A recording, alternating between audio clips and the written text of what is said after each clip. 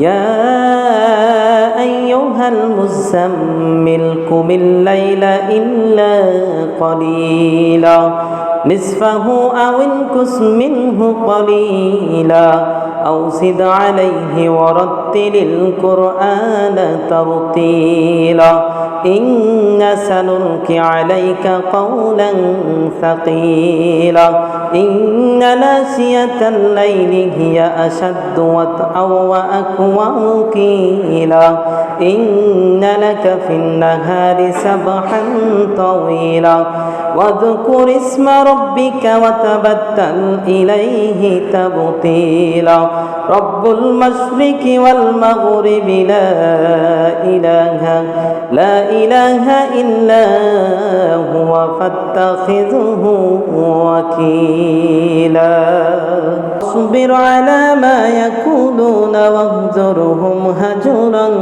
جميلا وذرني والمكذبين أولي النعمة ومهلهم قليلا إن لدينا أنكالا وجحيما وطعاما ذا غصة وعذابا أليما يوم ترجف الأرض والجبال وكانت الجبال كثيبا مهيلا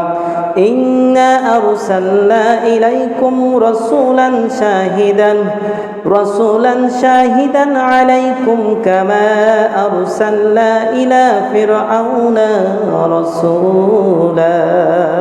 فعصى فرعون الرسول فأخذناه أخذا وبيلا فكيف تتقون إن كفرتم يوما يجعل الولدان شيبا السماء منفطر به كان وعده مفعولا إن هذه تذكرة فمن شاء اتخذ إلى ربه سبيلا إن ربك يعلم أنك تقوم أدنى من ثلثي الليل ونصفه وثلثه وطائفة من الذين معك والله يقدر الليل والنهار علم أن لن تحصوه فتاب عليكم فاقرؤوا ما تيسر من القرآن علم أن سيكون منكم مرضى وآخرون يضربون في الأرض يبتغون من فضل الله وآخرون يقاتلون في سبيل الله فاقرؤوا ما تيسر منه وأقيموا الصلاة وآتوا الزكاة وأقرضوا الله قرضا حسنا وما تقدموا لأنفسكم من خير تجدوه عند الله